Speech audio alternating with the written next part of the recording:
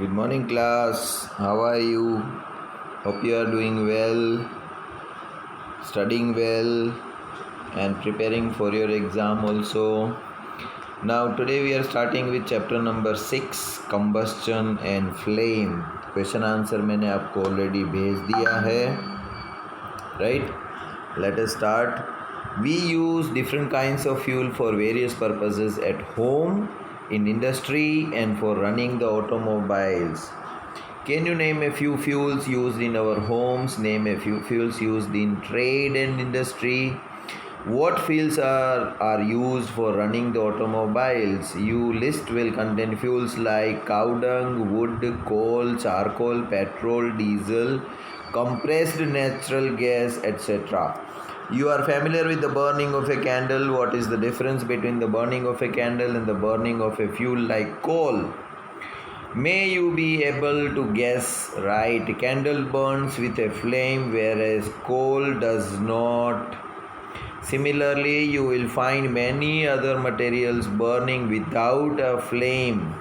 Let us study the chemical processes of burning and the type of flame produced during this process. अभी देखो fuel यानी के ईंधन, किस तरह के ईंधन होते हैं हमारे आजू बाजू में जिसको हम यूज़ करते हैं।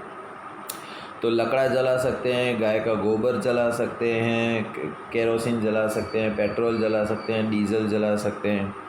तो जब कैंडल जलेगी और कोयला जलेगा उसमें क्या फ़र्क है कि कैंडल जलेगी उसमें फ्लेम बनेगी, राइट, और लपटें बनेगी, आग की लपटें बनेगी। जबकि कोयला जलेगा तो आग की लपटें नहीं जलेगी, सिर्फ रेड कलर का अग्नि जलेगा कोयले के आजू बाजू में ही और धुआं निकलेगा, right. So what is combustion? Combustion यानी कि क्या? Recall the activity of a burning of a magnesium ribbon performed in class 7. We have learned that magnesium burns to form a magnesium oxide and produces heat and light. तो magnesium ribbon जो हमने जलाई थी उसमें क्या हुआ था? रोशनी भी हुई थी, धुआं भी हुआ था और राख भी हुई थी और बहुत सारी हीट जनरेट हुई थी। So we can perform a similar activity with a piece of charcoal. Hold the piece with a pair of tongs and bring it near the flame of a candle or a burning Bunsen burner. What do you observe? We find that the charcoal burns in the air. We know that the coal too burns in the air producing carbon dioxide, heat and light. तो charcoal बनेगा और जलेगा कैसे? उसी की तरह, right? A chemical process in which a substance reacts with oxygen to give heat is called combustion. So what is combustion? A chemical process in which substance reacts with the oxygen to give off heat is called the combustion. Underline this, ठीक है?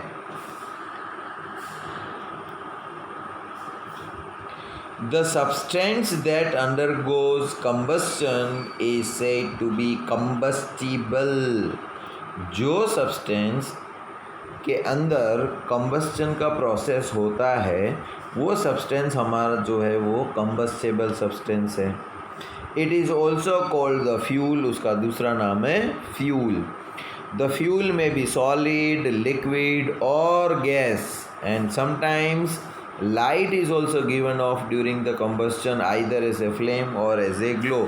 तो कभी कभी क्या होता है कि flow जब जलता है, राइट, तो लाइट के साथ साथ स्पार्क्स भी होते हैं, राइट, ग्लो, चमक आती है। In the reactions mentioned in the above magnesium and charcoal are combustible substances. तो होता क्या है? So in our body, food is broken down by the reaction with the oxygen. हमारी बॉडी में भी क्या होता है कि खाना जो हमने खाया वो जलाया जाता है, ऑक्सीजन जो हम सांस लेते हैं, right, and heat is produce और हीट प्रोड्यूस होती है। We learn in that in class 7। Okay, now एक एक्टिविटी करते हैं। Collect some materials like the straw, matchstick, kerosene, oil, paper, iron nail, stone pieces, glass, etc. Now under the supervision of a teacher, try to burn each of these materials one by one. If combustible takes place, mark the material as a combustible, otherwise mark it as a non combustible. तो अभी हमको क्या करना है, जो materials हमारे आजू बाजू में है उसको जलाने की कोशिश करते हैं, जो जलता है उसको बोलते हैं कंबस्टेबल और जो नहीं जलेगा वो नॉन कंबस्टेबल।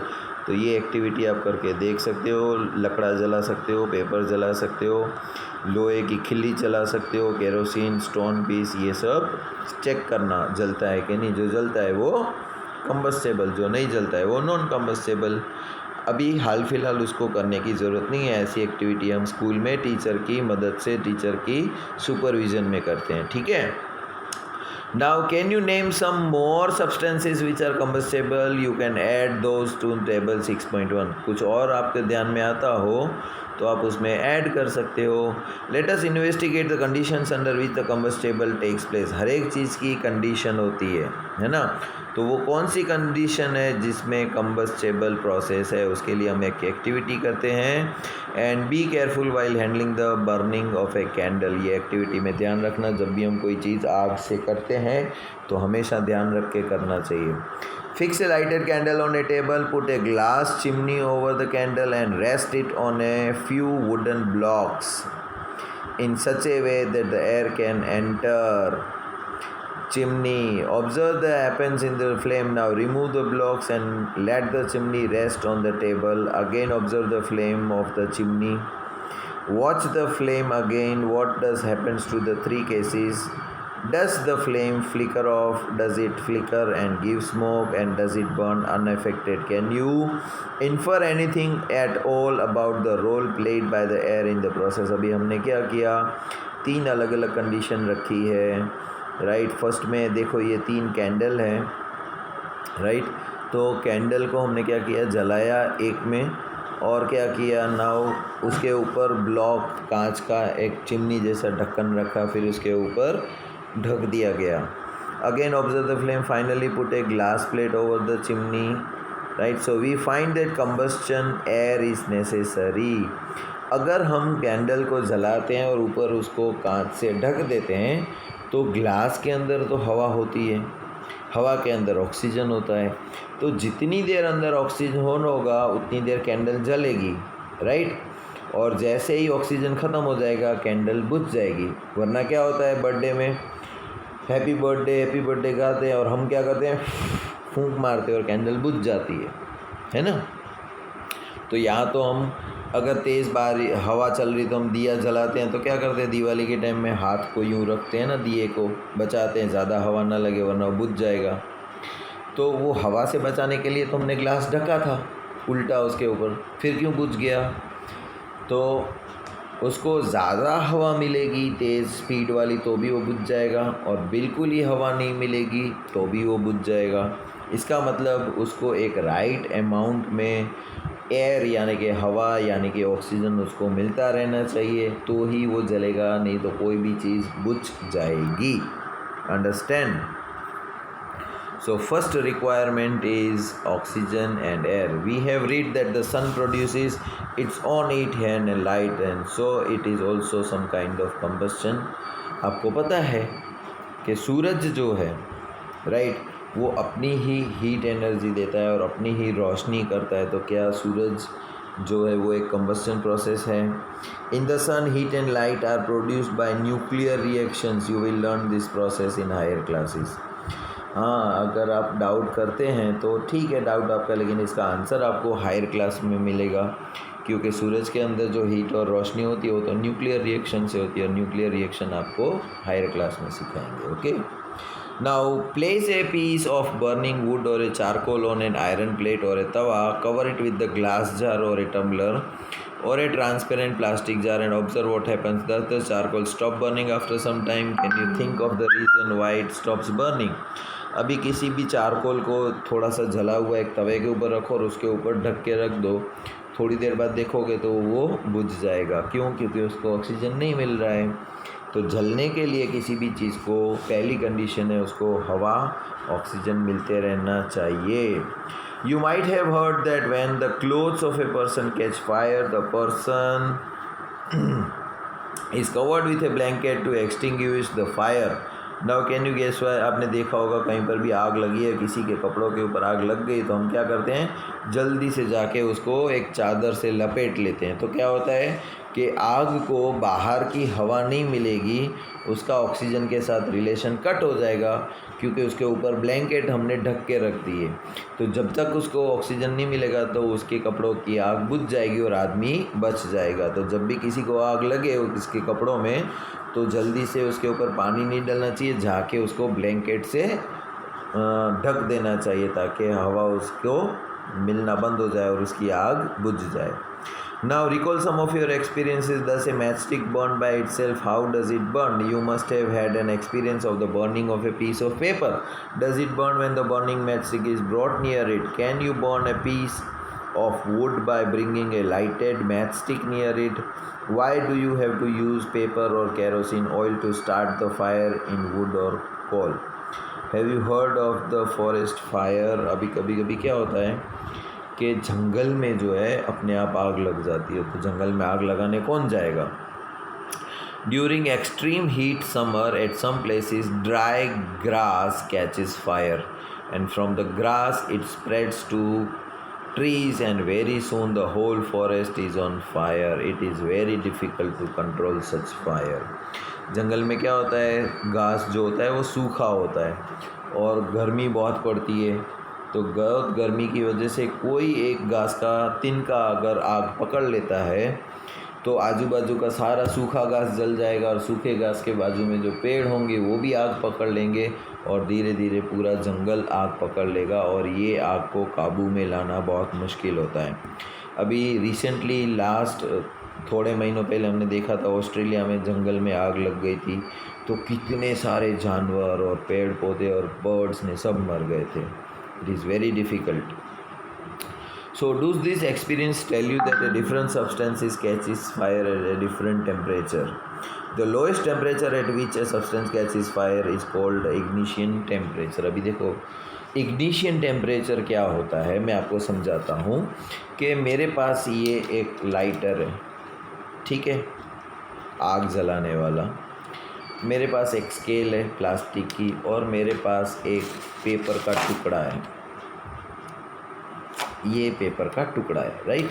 अभी जैसे ही मैंने ये लाइटर जलाया तो इसमें फ्लेम जलेगी और अगर मैं इसके बाजू में पेपर लाता हूँ तो पेपर तुरंत जलना शुरू हो जाएगा और पेपर के बगैर अगर मैं प्लास्टिक की स्केल रखूँ तो इसको थोड़ा ज़्यादा टाइम लगेगा जलने में, राइट, थोड़ी देर पकड़ के रखना पड़ेगा, जबकि पेपर में तो तुरंत वो जैसे ही नज़दीक आई आग के और आग पकड़ लेगी। तो लोएस्ट टेम्परेचर जब कोई भी सब्सटेंस है वो आग पकड़ लेता है उसको हम बोलते हैं ignition temperature, right. The lowest temperature, देखो, the lowest temperature at which a substance catches fire is called its ignition temperature. तो सबसे कम टेम्परेचर पे जब कोई सब्सटेंस आग पकड़ लेता है उसको हम बोलते हैं ignition temperature. Now can you tell why a matchstick does not catch fire on its own at room temperature, and why does the matchstick starts burning on rubbing it on the side of the matchbox? देखो, आपको पता है कि दिया सली को यूं side में घिसोगे मैच स्टिक से तो वो जलना शुरू हो जाएगी, लेकिन अपने आप पड़ी पड़ी नहीं जलेगी, कितनी भी गर्मी हो हमारे आजू बाजू के वातावरण में, तो right. The history of the matchstick is very old. More than 5,000 years ago, some pieces of pine wood dipped in the sulfur were used as the matchsticks in the ancient Egypt. तो दियासली की invention कैसे हुई कि कुछ 5,000 साल पहले pine would जो आता है उसकी लंबी लंबी स्ट्रिप्स को पहले सल्फ़र में डुबोया जाता था, राइट, फिर उसको दियासली की तरह यूज़ किया जाता। तो modern safety match stick was developed only about 200 years ago. तो मैच स्टिक हमारे पास जो माचिस है उसको कितना टाइम हुआ है, मुश्किल से 200 साल जितना ही हुआ है ना। तो देखो, a mixture of antimony trisulfide, potassium chlorate and white phosphorus with some glue and starch was applied on the head of a match made of suitable wood. When struck against the rough surfaces, white phosphorus got ignited due to the heat of friction. This started the combustion of the match. However, white phosphorus proved to be dangerous both for the workers involved in manufacturing of the matches and for the users. These days, the head of a safety match contains only antimony trisulfide and potassium chlorate. तो हमारे पास जो दियासली होती है, इसके ऊपर जो head होता है उसका गोल बॉल जैसा, उसमें पहले जो होता था कि एंटीमनी होता था, antimony trisulphide and potassium chloride, और साथ साथ उसके अंदर क्या होता था, potassium chloride and white phosphorus. अभी वाइट फॉस्फोरस जो है ना वो सेहत के लिए हानिकारक होता है, जो मैस्टिक बनाते हैं उनके लिए भी, और जब वो जलाते हैं तो जो धुआं बनता है वो भी। तो पुराने ज़माने में उसको यूज़ करते थे, लेकिन अभी सिर्फ antimony trisulphide and potassium chloride he use करते हैं। ये दो प्रकार के केमिकल होते हैं जिसको थोड़ा सा रगड़ते हैं कहीं पर। आपको पता है, देखो हम हाथ ऐसे घिसते हैं ना, फिर ऐसे करते हैं सर्दियों में तो हाथ गर्म हो जाते हैं हमारे, राइट। तो ये हम गर्मियों में नहीं करते हैं, सिर्फ सर्दियों में ज़्यादा ठंड होती है ना, तब हम हाथ को घिसते रहते हैं ऐसे। क्यों? क्योंकि घिसेंगे तो गर्मी पैदा होगी और गर्मी फिर हमारी बॉडी में ट्रांसफ़र हो जाएगी, तो हमको ठंड कम लगेगी। अंडरस्टूड? उसी तरह जब हम मैच को मैच बॉक्स के साथ रगड़ते हैं यूँ, राइट, तो गर्मी पैदा होती है, राइट, रगड़ने से, और गर्मी पैदा होगी तो ये एंटीमनी ट्राइसल्फाइड और पोटासियम क्लोराइड जो है वो आग पकड़ लेते हैं, ठीक है। फिर पीछे तो लकड़ी लगी हुई होती है, एक बार आग लगी तो वो लकड़ी भी आग ले लेती है, right. This immediately reacts with the potassium chlorate in the matchstick head to produce enough heat to ignite the antimony sulfide and start the combustion। तो इस तरह से हमारी मैचस्टिक जो होती है वो जलती है, right? We find that the combustible substance cannot catch fire or burn as long as its temperature is lower than its ignition temperature। कभी कभी क्या होता है ना, हम किसी को ऐसे बोलते हैं ना, झगड़ा करवाना होता है, राइट, तो हम बोलते हैं किसी के बारे में, देखो वो तेरे बारे में ऐसा बोल रहा था, तो वो बोलेगा अच्छा वो तो है ही ऐसा, भले बोलता था, लेकिन हम सोचते हैं कि इसका झगड़ा क्यों नहीं हुआ, तो थोड़ा हम और मिक्स करके बोलते हैं अरे वो तो तेरे बारे में ऐसा भी बोल रहा था, तब तुम्हें गुस्सा आएगा, अच्छा ऐसा बोला मेरे बारे में, फिर तुम जाके झगड़ा करते हो उससे। तो ये क्या था कि पहले जो सेंटेंस बोला उससे आपको गुस्सा नहीं आया, लेकिन उसमें बाद में थोड़ा कुछ और अपने हिसाब से मिल के बोला, तब आपको गुस्सा आ गया उसके ऊपर, है ना। तो ये जो गुस्सा आना है वो होता है हमारा इग्निशन टेम्परेचर। तो कोई भी सब्सटेंस को जब तक उसका मिनिमम इग्निशन टेम्परेचर नहीं मिलता तब तक वो सब्सटेंस नहीं जलता। अभी हमने देखा ना कि पेपर को मिनिमम इग्निशन टेम्परेचर 1 सेकंड नहीं लगती आग पकड़ने के लिए, राइट, और प्लास्टिक की स्केल को 2-5 मिनट पकड़ के रखेंगे तब जाके वो आग पकड़ेगा, राइट। तो क्यों? क्योंकि उसका वो मिनिमम इग्निशन टेम्परेचर तक नहीं मिलता था। जब वो मिल जाता है तो कोई भी चीज़ जलना शुरू हो जाती है। Have you ever seen A cooking oil catching fire when A frying pan is kept for the long on a burning stove. जब किसी भी रसोई बनाते हैं हम किसी भी बर्तन में, उसके अंदर हम तेल डालते हैं खाने का, है ना, तो तेल तो हमको पता है कंबस्टेबल सब्सटेंस है, तो वो क्यों नहीं जलता है? क्योंकि उसको ज़्यादा टेम्परेचर देने की ज़रूरत पड़ती है, तब वो जलता है। तो आपने कभी कभी होटल्स में या रेस्टोरेंट में खाना खाने जाते हो, देखते हो तो चाइनीज़ जो राइस उछालते हैं वो जले हुए होते हैं, जलते हैं, राइट। क्यों? क्योंकि उसके अंदर जो विनेगर ने वो सब डालते हैं वो जल्दी आग पकड़ ले, ऐसा होते हैं। तो आप देखोगे कि आपका खाना जो है उसने भी आग पकड़ ली है, लेकिन खाना नहीं जल जाएगा, क्योंकि इसके अंदर जो लिक्विड्स हमने डाल रखे हैं वो जल्दी आग पकड़ लेते हैं, कि खाना जो है उसको पकने में टाइम लगता है ना। तो मिनिमम टेम्परेचर बर्निंग का जो होता है वो उसको चाहिए. Kerosene oil wood do not catch fire on their own at room temperature, but if kerosene oil is heated a little, it will catch the fire.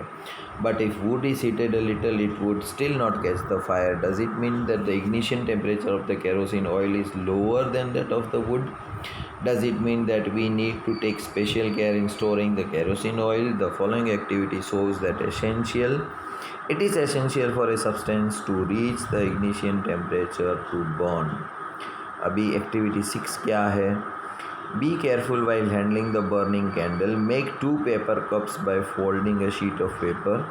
Pour about 50 ml of water in one of the cups and heat both the cups separately with the candle. What do you observe? अभी क्या करना है हमको कि paper जो होता है ना उसका ऐसा एक गोल कप बनाना है और एक दूसरा कप भी बनाना है, राइट.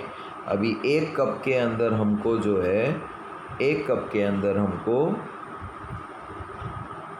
पानी डालना है थोड़ा सा. देखो इतना पानी हमने डाल के रखा है और एक के अंदर हमने पानी नहीं डाला है. अब दोनों कप को पेपर के कप हैं ये. अब दोनों कप को कैंडल के ऊपर रखते हैं तो क्या होता है कि जिसके अंदर पानी भरा हुआ है वो पेपर जल्दी नहीं जलेगा और जिसके अंदर पानी नहीं भरा है वो जल्दी जल के राख हो जाएगा. तो दोनों सेम पेपर है तो क्यों एक जला एक नहीं जला? क्योंकि जो हीट हमने पेपर को दे रहे थे वो हीट वो पानी को अंदर ट्रांसफ़र कर दे रहा था, राइट. इसके अंदर तो कुछ भी नहीं है, इसीलिए ये हीट जो है वो खुद ही ले रहा है पेपर और खुद जल जा रहा है. So what happens to the empty paper cup? What happens to the paper cup with the water? Does the water in this cup become hot? If we continue heating the cup, we can even boil water in the paper cup. Now, can you think of an explanation for this phenomenon? The heat supplied to the paper cup is transferred to the water by conduction. So, in the presence of water, the ignition temperature of the paper is not reached. Hence it does not burn. तो जब उसमें पानी था तो paper का ignition temperature और बढ़ गया, राइट, ज़्यादा हो गया, इसीलिए उसको ज़्यादा हीट मिलेगी तो ही जलेगा वरना नहीं जलेगा. और जिसमें पानी नहीं था उसका पेपर का तो इग्निशन टेम्परेचर हो ही रहा तो थोड़ी सी हीट मिली तो उसने आग पकड़ ली. The substance which are very low ignition temperature and can easily catch fire with a flame are called inflammable substances. जो सब्सटेंस को बहुत ही थोड़ी मात्रा में हीट मिलने पर वो जलना शुरू हो जाते हैं, ऐसे सब्सटेंस को हम बोलते हैं inflammable substances. And example of inflammable substances are petrol, alcohol, liquid petroleum gas, LPG, जो हमारे घर में रसोई में सिलेंडर में होता है लाल कलर के, उसको बोलते हैं LPG, liquefied petroleum gas. So can you list some more inflammable substances, है ना. आगे का है how do we control the fire. Fire को कैसे कंट्रोल किया जाए ये हम अपने अगले पार्ट में देखेंगे. तब तक के लिए goodbye and take care.